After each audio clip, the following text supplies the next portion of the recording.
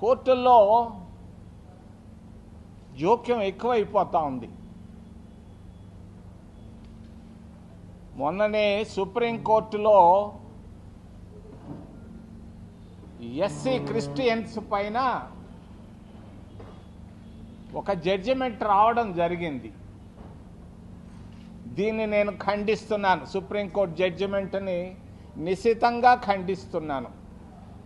కారణం, మాలా మాదిగలు ఎస్సీలు దాదాపు 5,000 సంవత్సరాలుగా అంటరానితనాన్ని చూస్తూ వచ్చారు. వాళ్లకు మహాత్మా గాంధీ గారు భారత రాజ్యాంగం 15% రిజర్వేషన్లు ఇవ్వడం జరిగింది. 7.5% గిరిజనులకు ఇవ్వడం జరిగింది. కొంత అభివృద్ధి సాధించారు విద్య, మిగిలిన రంగాల్లో. మరి క్రితంలో కూడా సుప్రీంకోర్టుని పెట్టి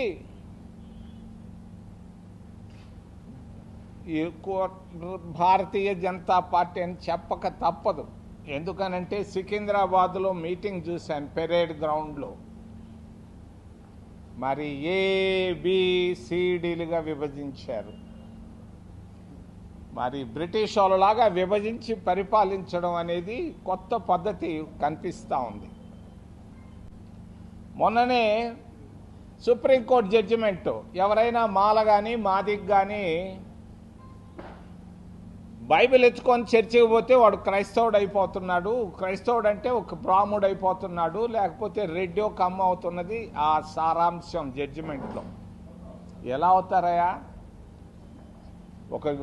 ఒక బైబిల్ పట్టుకోగానే మాలా మాదిగలు బ్రాహ్మణులు ఎలా అవుతారు, రెడ్లు ఎలా అవుతారు, కమ్మలు ఎలా అవుతారు? కారు వాళ్ళ రక్తం ఏమన్నా మారుతుందా సడన్గా బైబిల్ పట్టుకోగానే?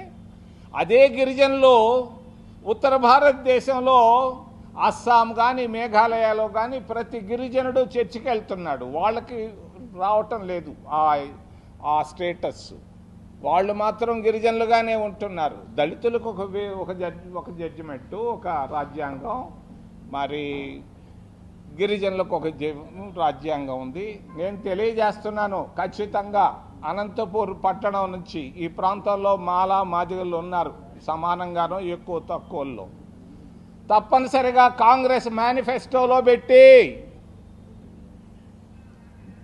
మరి మేము భారత రాజ్యాంగ సవరణ చేసేదానికి నేను చింతామోహన్గా వ్యక్తిగతంగా నేను ప్రయత్నం చేస్తాను, సాధిస్తాను.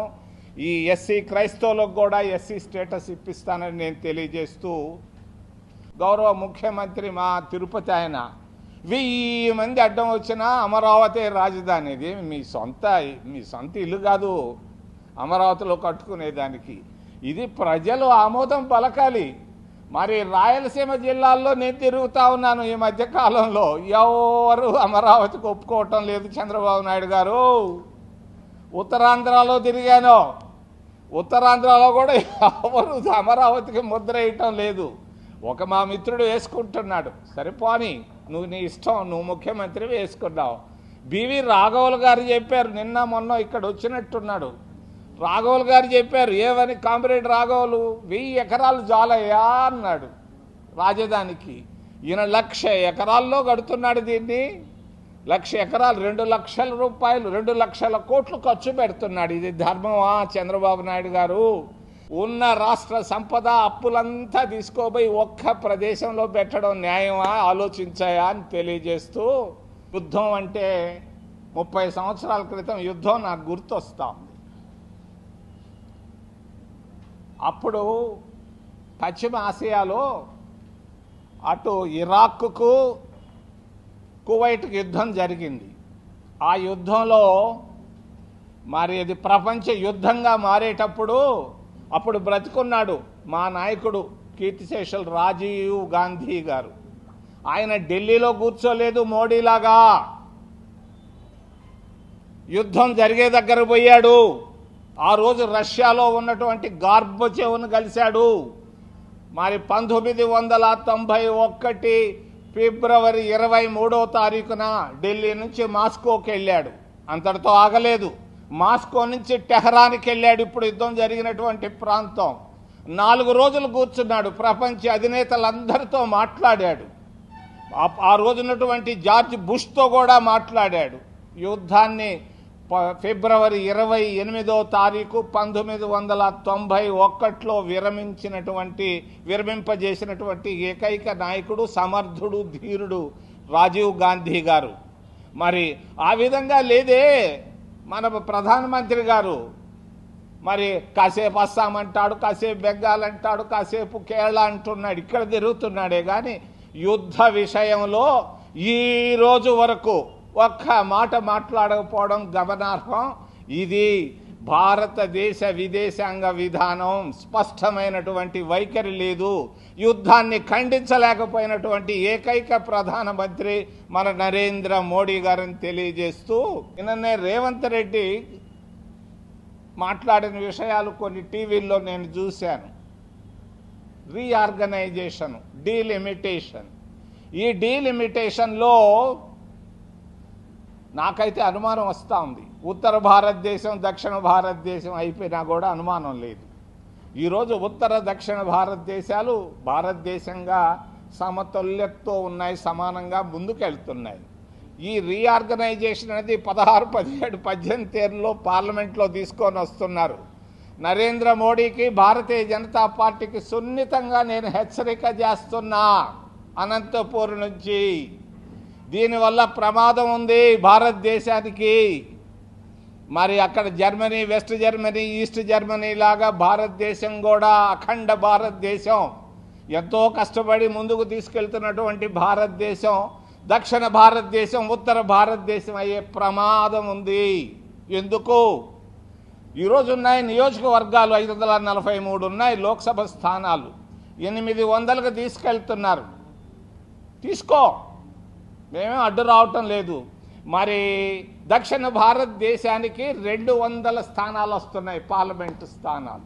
ఉత్తర భారతదేశానికి 600 స్థానాలు వస్తున్నాయి. అంటే 1/4% నియోజకవర్గాలు, పార్లమెంటు నియోజకవర్గాలు దక్షిణ భారతదేశానికి వస్తున్నాయి. ఉత్తర భారతదేశానికి 75%, 600 స్థానాలు వస్తున్నాయి. మనం ఏమి మాట్లాడినా దీనికి విలువ ఉండదు.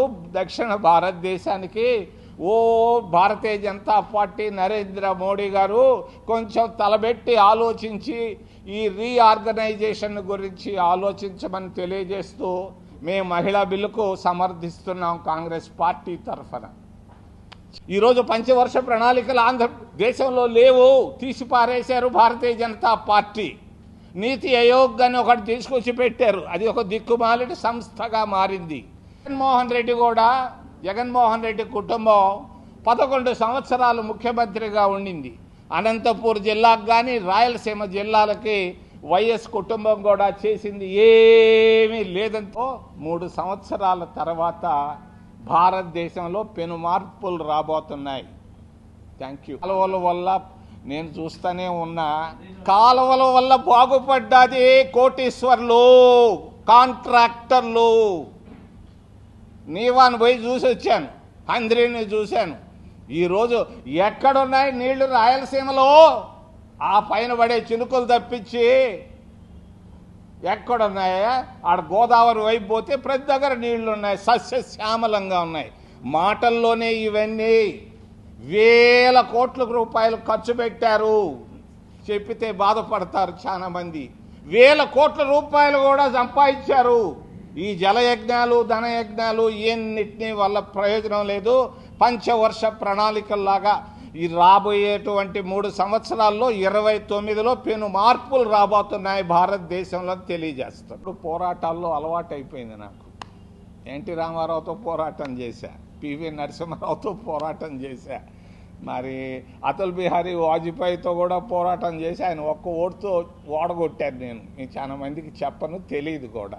1999 ఏప్రిల్ 22వ తారీఖున ఆయన ఓడగొట్టింది నేను ఒక్క ఓటుతో. పోరాటాలు నాకు అలవాటు. మరి ఇది ఇంటర్నల్ విషయమే మా పార్టీలో, ఇవి దాని గురించి నేనేం, కానీ నాకు మాత్రం అయ్యా ఎవరేం వ్యతిరేకించడం లేదు. కారణం ఏంటంటే ఆమె మా ఫ్రెండ్ కూతురు, మేము వ్యతిరేకించాం. మా ఫ్రెండ్ కూతురు ఆమె. ఇంకెవరన్నా అయితే నాకు కూడా ఒక కూతురు ఉంది రెడీగా రాజకీయాల్లో. చిన్న బిడ్డల గురించి నేను మాట్లాడదలుచుకోలేదు.